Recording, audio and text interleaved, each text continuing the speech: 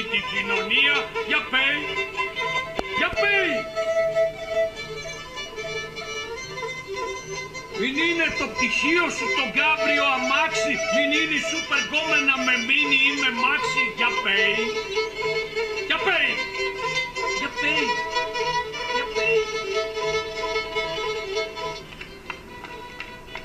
Σας παρακαλώ, πείτε στον πατέρα σας να κάνει λίγη ησυχία. Εγώ του μίλησα και να μην σας πω τι μου είπε. Ντροπή πια. Η μητέρα μου είναι άρρωστη. Στο οξυγόνο την έχω. Γιατί, χρυσόψαρο είναι? Να. Το είδα.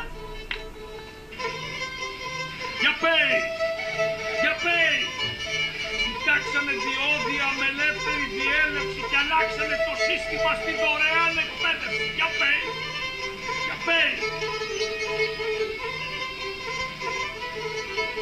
Σε πήξανε στη μόρφωση να πάρεις ειδικότητα και έχασες το νόημα και την προσωπικότητα. Για πέι.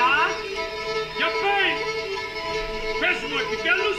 Μπαμπά σου μιλάω.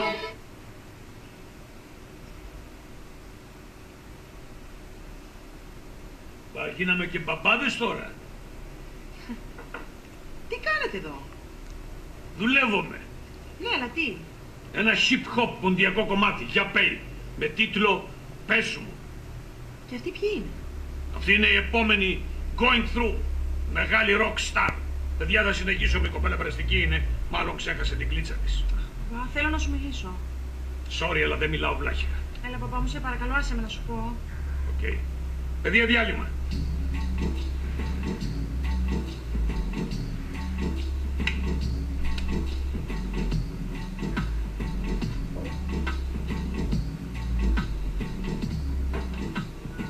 Πού τους βρήκες αυτούς? Αυτοί με βρήκαν, είναι χακεράδες. Με ακούσαν στο μαγαζί και θέλουν να με βγάλουν στο ίντερνετ. Η μαμά δεν ήρθε?